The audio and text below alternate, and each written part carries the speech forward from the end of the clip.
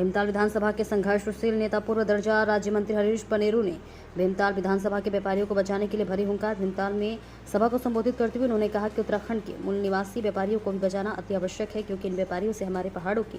बाजार की पहचान है। इन्हें उजाड़ना न्याय संगत नहीं होगा तथा उत्तराखंड के अस्तित्व के साथ खिलवाड़ होगा। इसके लिए एक होकर बड़े संघर्ष के लिए तैयार होना होगा। पर पनेरू सवाल खड़ा किया है, आखिर सरकार ने उत्तराखंड हाईकोर्ट में अब तक पुनर्विचार याचिका दाखिल क्यों नहीं की? इसका जवाब क्षेत्रीय विधायक एवं जनता को सांसद को देना चाहिए एवं आने वाले समय में जनता मोहल्ले मोहल्ले गली गली इन नेताओं से वह सरकार से जवाब पूछेगी, क्योंकि ये वोट लेने वक्त जनता से बड़े बड़े वादे करते हैं, लेकिन जीतने के बाद जनता के हितों को भूल जाते हैं। अंदर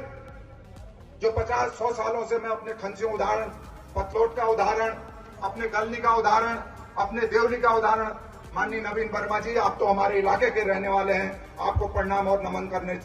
कहते हुए अवगत कराना चाहता हूं कि मटियाली जी, हमारे पोस्ट मास्टर साहब खड़े हो जाओ। मैं इनको खड़ा इसलिए कर रहा हूं कि ये पतलोट जैसे सुदूरवर्ती क्षेत्र से 2 गाड़ियां लेकर आए हैं हमारे आन सिंह, मटियाली जी से लेकर तमाम लोग, और ये इस बात का परिचायक है, ये बुजुर्ग की टोपी इस बात का परिचायक है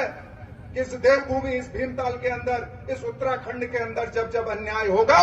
अन्याय के खिलाफ ये व्यापारी वर्ग एक रक्षक के रूप में आगे उतरा है। उसके लिए मैं आप सबको प्रणाम और धन्यवाद देता हूं। क्योंकि बोलने वाले बहुत सारे वक्ता हैं, मैं ज्यादा समय न लेते हुए मैं नवीन वर्मा जी से कहना चाहता हूं, अपने वकलकांडा के भाइयों से कहना चाहता हूं, अपने खंजियों के भाइयों से कहना चाहता हूं कि आदरणीय नवीन वर्मा जी, इन सारे व्यापारियों ने आपके भाई के नेतृत्व में हमने एक दिन खंजों में पूरी बाजार बंद करा के, आज भी वहां बाजार है, पतलोट में बाजार बंद करा के हमने धरना दिया था, आपके सहारे दिया था। और जब हमको पता चला कि व्यापारियों का आंदोलन भीमताल में हो रहा है, तो मैंने बिगर किसी से संपर्क करे हम स्वयं 2 गाड़ियों से भीमताल ओखलकांडा के लोग, खंसियों के लोग यहां आपकी रैली में उपस्थित हैं। ये इस बात का प्रत्याय है, ये इस बात की पीड़ा है कि इस देवभूमि में जो अन्याय, अत्याचार, मैं कोई ऐसी बात नहीं कर रहा हूं, लेकिन सच्चाई कह रहा हूं आपके सामने। हमरा कोनी गोलजी दान है जाए न्याय देता था, अमोल गोलजी ने अर्जी लगोन पढ़ ली, ये लीजिए अर्जी लगोन पढ़ ली कि आज जो हजारों वर्षों से अपनी रोजी रोटी, पकौड़ा, होटल बना के, होम स्टे बना के, चाय बना के, ठेली लगा के अपनी जीविका को चला रहे हैं, उनको उजाड़ने का काम जिम्मेदार लोग बैठे हैं। मैं कहना चाहता हूं, आप सबसे निवेदन करना चाहता हूं कि मैं किसी की आलोचना नहीं कर रहा हूं, राजा को राजधर्म याद दिलाने की आवश्यकता है जनतंत्र के माध्यम से, लोकतंत्र के आधार में। जब राजतंत्र बनता है, जब कोई कानून बनता है, तो जनता के उद्देश्यों के लिए बनता है, जनता की रोजी रोटी को उजाड़। भगवान कृष्ण ने कहा है कि अगर अन्याय की पराकाष्ठा अति हो जाए, ये कलयुग चल रहा है, अन्याय की पराकाष्ठा अति हो जाए तो सामने अगर अपना भाई भी हो, अधर्म के खिलाफ धर्म के रूप में नवीन वर्मा के नेतृत्व में हमको सड़कों पर उतरना पड़ेगा।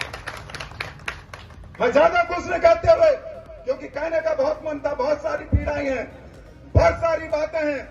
लेकिन व्यापारी भाइयों से कहना चाहता हूं, हम एक जमाने में नारा लगाते थे, जिस हिंदू का खून नहीं हो, खून नहीं हो, पानी है।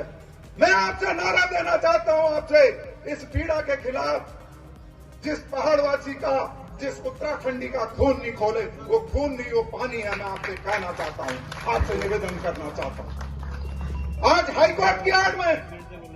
मैं डीएफओ से मिला था, मैं ज्यादा बातों पर नहीं जाऊंगा, मैं जिलाधिकारी से मिला था। मैं माननीय अध्यक्ष जी, आपके नेतृत्व में, आप सब भाइयों के नेतृत्व में उत्तराखंड के अंदर नाप भूमि, बेनाप भूमि, बंजर भूमि और वन पंचायत की भूमि, ये 3 प्रकार की भूमियां हमारे पहाड़ी क्षेत्र में हैं। और इन 3 प्रकार की भूमियों को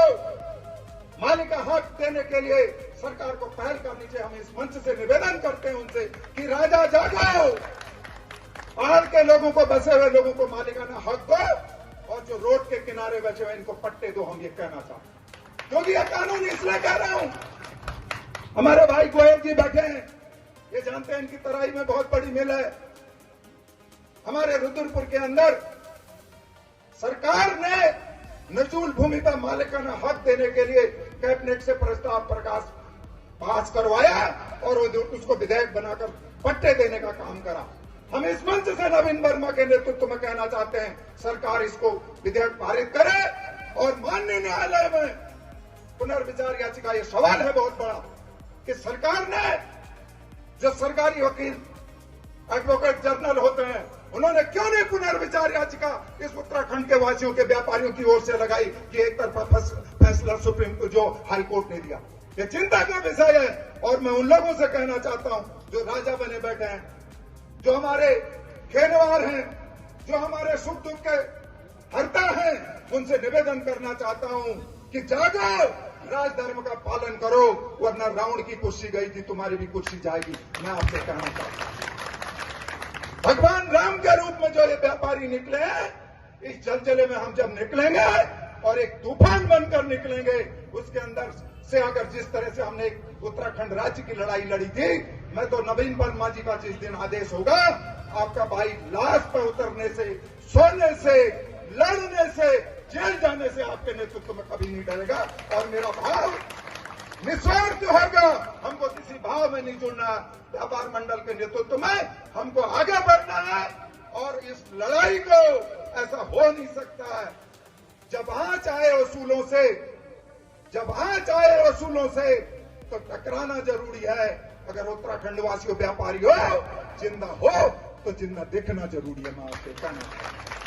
आपसे निवेदन करना चाहता हूं, इसलिए ज्यादा कुछ नहीं कहते हुए, चूंकि बहुत सारी बातें हैं, बहुत सारी याद दिलाने की आवश्यकता है, मैं ज्यादा ज्ञान नहीं बांट सकता हूं, लेकिन आपने मुझे मंच दिया क्योंकि मैं भी आपके सारे व्यापारियों की लड़ाई लड़ रहा हूं। और मैं वर्मा जी को विश्वास दिलाता हूं कि जिस दिन आपका आह्वान होगा, आप आह्वान करेंगे, उस दिन हजारों हजार संख्या में पतलोट, कंसियों, देवली, भीड़ा पानी, नाई, सुनकोट, कसलाकोट, देवीदुरा से लेकर सारे व्यापारी आपके नेतृत्व में जहां कहेंगे वहां उतरने को तैयार रहेंगे। इन्हीं शब्दों के साथ एक बार जोरदार नारा लगाएंगे। मैं अपनी वाणी को भाई हर्षवर्धन पांडे जी कह रहे होंगे लंबा बोल रहे हैं, इसलिए मैं क्षमा मांगते हुए आप सबसे, क्योंकि मेरे अंदर भी एक पीड़ा है और इस पीड़ा को मैं नहीं कहीं कह सकता था, क्योंकि हर लोगों का कहीं ना कहीं स्वार्थ जुड़ा होता है। निष्पक्ष रूप से मैं आपके उस पर अपने व्यापारियों की पीड़ा को कह सकता हूं कि जिन्होंने हमारी पीढ़ियां इस उत्तराखंड के, मेरे अंदर बड़ा दर्द है कि उस उत्तराखंड के अंदर जिन्होंने इस उत्तराखंड को बसाया, इसको बनाया, आज वो जो है बेघर होने के कगार पर है और हमारे राजा प्रजा सोई हुई है। मैं आपसे कहना चाहता हूं, इसलिए ज्यादा कुछ नहीं कहते, एक बार नारा लगाएंगे, व्यापारी एकता जिंदाबाद। भाई साहब, आपसे ज्यादा आवाज मेरी है, आपका कारोबार उजड़ रहा है तो थोड़ी